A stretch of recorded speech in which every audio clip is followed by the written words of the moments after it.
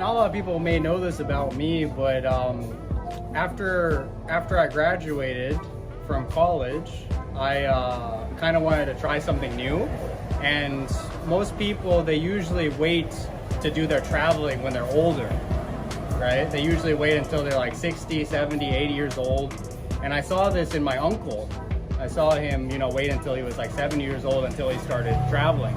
And I wanted to do the opposite. So I wanted to go travel when I was young.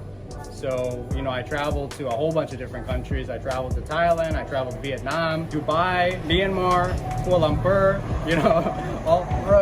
all these countries. I think a lot of people are doing that now. A lot of younger people are realizing, like, you know what?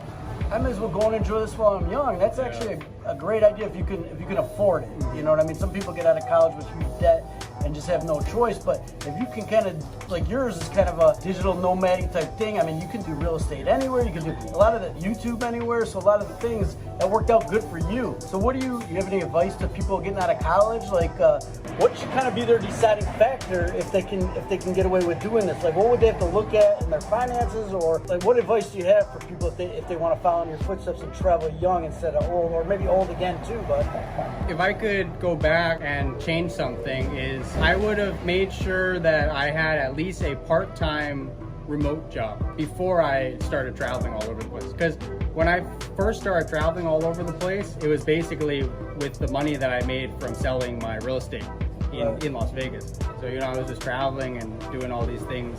That was fun, but it was coming from my savings instead of coming from money, like monthly income. You know what I mean? And that's the big difference between having money coming in every month and just having money in savings. The money in savings, it goes, even if you have a lot, it goes down every year. It's not compounding like it's investments. Right. So my advice would be to definitely have like some kind of, even if it's just part-time, if you could have some kind of remote work.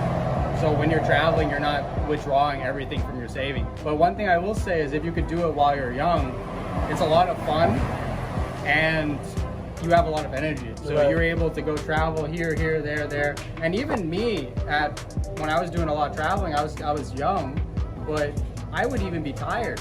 Sitting on a plane for 10 hours, 12 hours, that's tiring to your body. And just imagine doing that when you're 65, 70 years old. I'm 56, and I know, like, right now I kind of get a system, travel once a month, and then take 3 weeks a month to recuperate for the next trip, because it's just, I thought that I could just live a retirement lifestyle and travel nonstop and just keep going and going and going and going. But, I find I relish my, just relaxing time at home and being retired.